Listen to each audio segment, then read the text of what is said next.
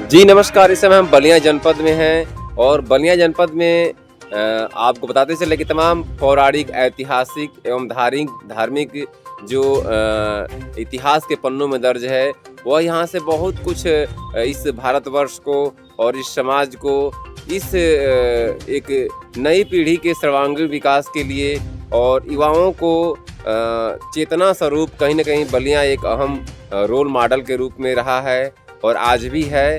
बलिया की ऐसी ही एक पौराणिक और कहीं न कहीं धार्मिक और मार्मिक जो यहाँ पर पुराणों में वेद पुराणों में वर्णित है, वो भोलेनाथ से लेकर और कामदेव का जो प्रसंग है, उसमें जब कामदेव को कामदेव द्वारा भोलेनाथ जो जाते हैं, अपने तपस्या में लीन रहते हैं और जब अथक प्रयास के बावजूद भी भोलेनाथ का जो ध्यान होता है, वह उसी में लीन रहते हैं। अंत में विवश होकर कामदेव 5 बाण चलाते हैं और 5वें बाण में जब भगवान भोलेनाथ का जो ध्यान भंग होता है, उसके बाद से वो बाण चलाते हैं।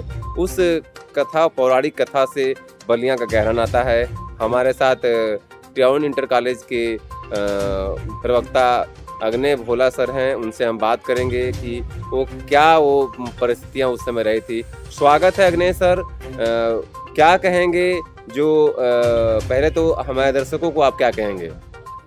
दर्शकों को मेरा नाम डॉक्टर भोला प्रसाद आग्ने, सबको नमस्कार मेरा। और मैं सौभाग्य से मेरा जन्म उसी गांव में हुआ है जिस गांव में कामदेव को शंकर जी ने भस्म किया।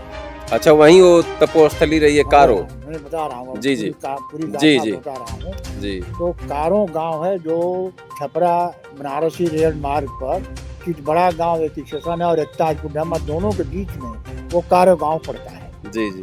और उस कारो गांव जो है वो कामदेव का आश्रम था। वहाँ वो पूरा वन था, जंगल था, कामाश्रम वन कहलाता था और कामदेव का वहाँ आश्रम था। जब देवताओं ने कामदेव को प्रेरित किया कि भाई जाकर शंकर जी की तपस्या भंग करो, ताकि वो तपस्या भंग हो, उनकी शादी हो और शादी से उनको पुत्र हो और राक्षस का विनाश किया जाए। जी बिल्कुल। इसलिए कामदेव को मजबूर किया गया। और शंकर जी हिमालय पर अपनी तपस्या में लीन थे। तो अब कामदेव गए और वहाँ अपना सारा प्रयास किए कि उनका तपस्या भंग हो जाए, लेकिन वो नहीं कर पाए। तब फिर वो अपने आश्रम पर आ गए। यहाँ इनका आश्रम है कामदेव का, कामाश्रम वन, और यहाँ से उन्होंने फूल का 5 बाण चलाया। किसके ऊपर चलाया? शंकर जी के ऊपर। अच्छा, यहाँ से हिमालय पर्वत पर। अच्छा, हिमालय पर वो तो हमेशा मानसरोवर पर ना तपस्या करते थे जी शंकर जी जी जी, तो वहीं वो तपस्या कर रहे थे। और यहाँ से इसने बाण चलाया 5 बाण, और जब 5वां बाण लगा उनको, 4 बाण तो निष्फल हो गए। जब 5वां बाण शंकर जी को लगा तब उनकी तपस्या भंग हो गई है।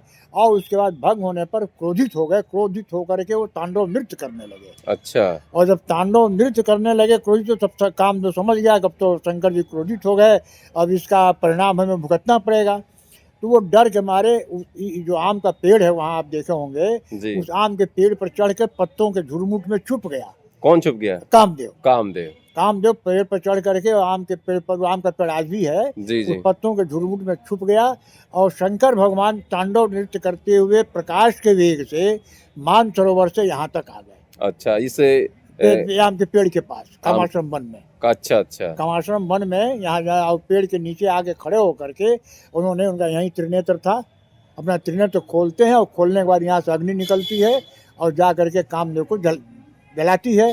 और जलता हुआ कामदेव पेड़ से नीचे गिरता है और गिर करके फिर पीछे की ओर भागता है जलता हुआ। जब पीछे वो भाग रहा है तो भागते समय लपट पीछे की ओर भागती है। तो पीछे को जब लपट उसकी थी, उस लपट से वो आम का पेड़ झुलस गया। अच्छा। आज वो वहाँ खोखला दिखाई देगा। अच्छा। अब सामने से देखने पर पेड़ काफी मोटा दिखाई देता है जी, और उधर से आप देख रहे हैं तो बिल्कुल खोखला दिखाई देता है एकदम, लेकिन वो पेड़ आज भी वैसे ही है, फलता है, फूलता है, मोजर लगता है, सब होता है जी। और इतना आंधी पानी कुछ भी आएगा, बहुत सारे पेड़ गिर गए, उखड़ गए, लेकिन वो पेड़ आज भी वैसे ही है।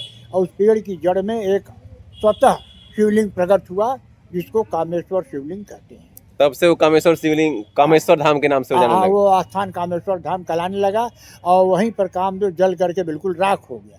अच्छा। तब उसकी पत्नी जो थी रति, वो आश्रम में से निकल के आई कुटिया में से, और आके फिर शंकर जी का प्रार्थना करने लगी कि भाई अगर आपने कामदेव को भस्म कर दिया तो पूरी सृष्टि का विनाश हो जाएगा, जी जी तो जी सृष्टि आगे नहीं बढ़ पाएगी, इसके लिए अब इनको जिंदा करिए। जी तब उन्होंने कहा कि भाई अब तो इनकी शरीर तो भय नहीं कि हम जिंदा करें, शरीर तो अब राख हो गई है। जी जी तो मैं अब आशीर्वाद देता हूँ कि कामदेव बिना शरीर के ही जीवित रहेंगे, संसार में व्याप्त रहेंगे और ये सृष्टि आगे बढ़ेगी। बढ़ेगी। इस तरह से वो आश्रम कामदेव का आश्रम कामेश्वर धाम कहलाता है। आज भी लोग यहाँ पर दर्शन के लिए जाते वहाँ हैं। दर्शन करने के लिए जाते हैं। वहाँ दर्शन की क्या विशेषताएं हैं? अब वहाँ आप जो मनोकामना आपकी होगी, जो आप इच्छा प्रकट करेंगे, जो आप मनोमौती मानेंगे, वो पूरा हो जाता है। वो पूरा हो पूरा हो जाता है। अब उसके बाद मैं बता दूं कि और इसके बाद एक राजा कौल थे,